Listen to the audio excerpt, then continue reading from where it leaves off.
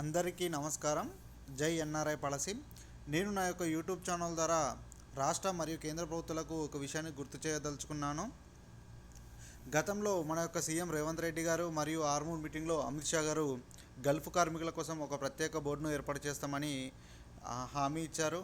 కాబట్టి రాబోయే అసెంబ్లీ సమావేశాలలో ప్రత్యేక బోర్డును అలాగే కొంత బడ్జెట్ను కేటాయించగలరని కోరుతున్నాను. ఆ వీడియో మీకోసం. हमारे उत्तर तेलंगाना से लाखों लोग गल्फ कंट्रीज में और दुनिया भर में जाते हैं। हमने तय किया है कि एक एनआरआई मिनिस्ट्री उनके लिए बनाकर उनकी चिंता करने का काम करेंगे। హోటల్ తాజ్ డెక్కన్ లో గల్ఫ్ కార్మిక సంఘాల నేతలతో భేటీ అయ్యారు CM Revanth Reddy. Telangana Gulf overseas workers welfare board పెడతామన్నారు సీఎం.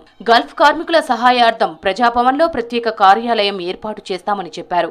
అందుకే తప్పకుండా ప్రతి ఒక్కరికి ఎవరికి ప్రమాదం వల్ల ఏది జరిగినా 5 లక్షల రూపాయలు ఇవ్వాలన్న ఆలోచన ఆల్రెడీ నిర్ణయం తీసుకున్నాం.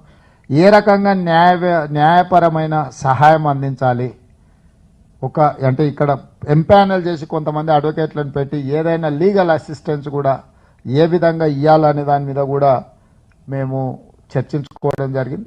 మీరు వెళ్తున్న దేశం ఏది, అక్కడ ఉన్న పరిస్థితులు ఏంది, అక్కడ వ్యవహరించాల్సిన విధానం ఏంది, ఒక వ్యవస్థను ఏర్పాటు చేసి వాళ్ళకి శిక్షణ కూడా ఇవ్వడం ద్వారా కనీసం ఏ దేశానికి వెళ్తుండ్రో, వాళ్ళు ఏ ఉద్యోగానికి వెళ్తుండ్రో వాళ్ళకి అవగాహన వస్తుంది. ఒకటి.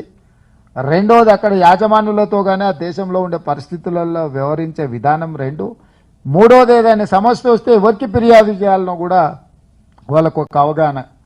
ఇట్లాంటివి వాళ్ళకు ఒక వారం రోజులు విదేశాలకు వెళ్లే ముందు, గల్ఫ్ కార్మికులకు ప్రధానంగా వెళ్లే ముందు వాళ్ళకు ఒక వారం రోజులు శిక్షణ కార్యక్రమాలు కూడా తీసుకోవాలి, వాళ్ళకి చెప్పాలి, వాళ్ళకి అవగాహన కల్పించాలన్న ఆలోచన కూడా మా రాష్ట్ర ప్రభుత్వం చేస్తున్నది.